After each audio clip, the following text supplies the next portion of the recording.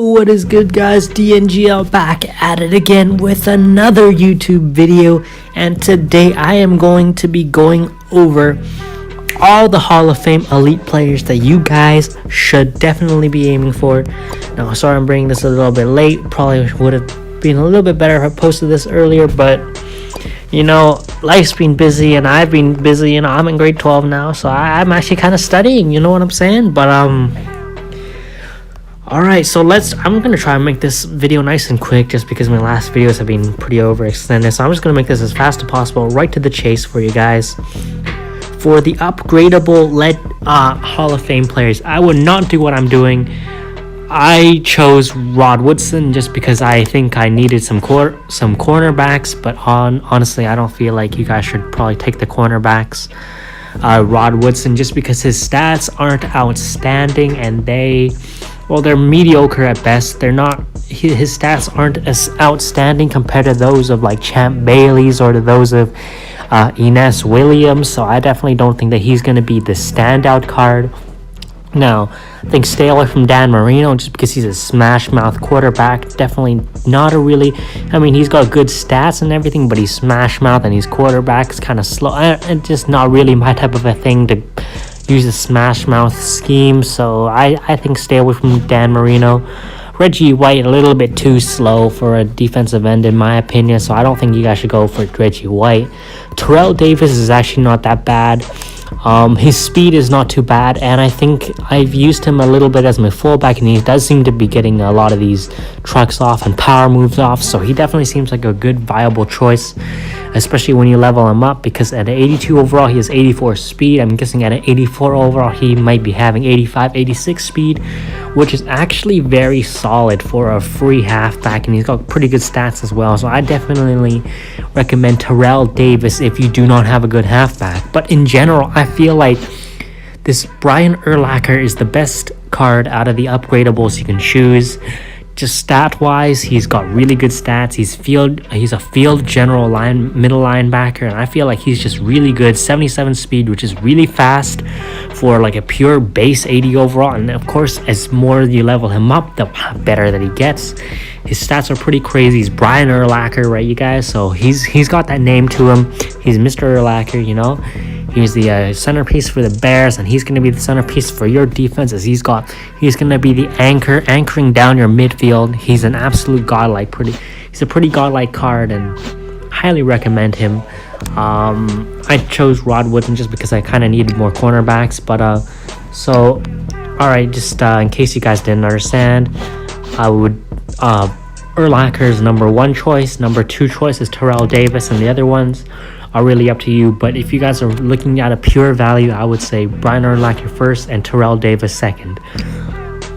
Now, alright, let's go on to the actual like smaller elites that you can actually purchase. I haven't been grinding out these renowns just because I can't really be bothered, honestly. The renowns are so tedious. I don't like overdrive mode. I just get my Hall of Fame for the season, and then I'm done, you know. I just put a stop to it right after. So for the tier 1 elites, that's 80 to 80. I think that's like, yeah, the tier 1 elites, they go up to 84 overall. So I think that honestly you guys should take the 84 overall Fletcher Cox.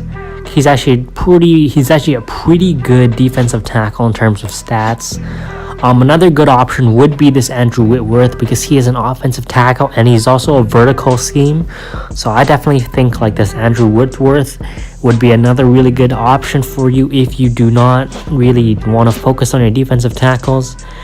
Definitely stay away from this Gerald McCoy, of course, because he's just a worse version of Fletcher Cox. So I really don't know why you would ever choose Gerald McCoy. Melvin Ingram, his speed rushing stats, his stats aren't bad, but he's just not enough value for me. And this Richard Sherman, a little bit too slow for an 82 overall. So definitely not as good as compared to the likes of Champ Bailey or Ines Williams, or even to Rod Woodson. Rod Woodson's a little bit better than him.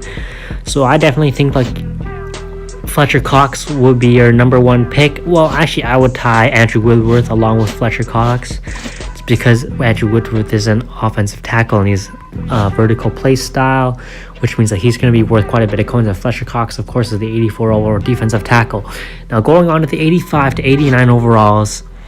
85 overall, AJ Green, I would say, even though he is a West Coast wide receiver, I would stay away from him because he's kind of slow. Eric Berry does not have a bad card in any way, shape, or form. So 87 overall, Eric Berry is not that bad. 89 overall, Zach Martin, offensive guard, spread offense. But you know what? It's an 89 overall, always the plug. You know what I'm saying? Then you got Bobby Wagner, 88 overall, middle linebacker. Really solid stats from Bobby Wagner, but I just don't feel like he's got that value in terms of the other players you can get instead of him. And then you have Cameron Jordan, 86 overall, defensive end. Stay away from him no matter what. Just like AJ Green, there are two busts. Now I feel like, honestly, Zach Martin is going to be your best friend in this one because he's 89 overall offensive guard. And this year, the O-linemen are super expensive because there are not too many of them. So definitely go and get yourself a Zach Martin if you stomach your way all the way to 300,000 renown.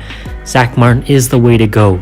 Now for this final tier of players, honestly guys, Larry Fitzgerald probably wouldn't go for him. He's smash mouth. Sure, he's got and his speed is not that great either. That's like 85 speed, so I definitely don't feel like this Larry Fitzgerald is worth the 500,000 renown. 91 overall, defensive end, Julius Peppers. Speed rusher, not bad stats, but doesn't stand out too much. 91 offensive tackle, West Coast, Jason Peters. Very, very solid card, actually. Tom Brady's Tom Brady. I don't really like Tom Brady, and especially his spread offense. I'm not a really big fan of spread. I don't feel like people are either. Definitely just that one of those underwhelming playbooks, along with Smash Mouth, two of the most underwhelming playbooks in my opinion. And of course you got Adam Vinatieri, but why would you ever go for Adam Vinatieri? He's kind of trash. So honestly guys, 91 overall, Jason Peters is going to be your plug for this 500,000 renown finish. I don't know anyone who will finish this, but like, you know, if you guys can stomach it, then you get yourself a free 91 overall. Boom, Jason Peters, definitely a really good card. 91 offensive tackle, and the West Coast play scheme is very good value for you guys.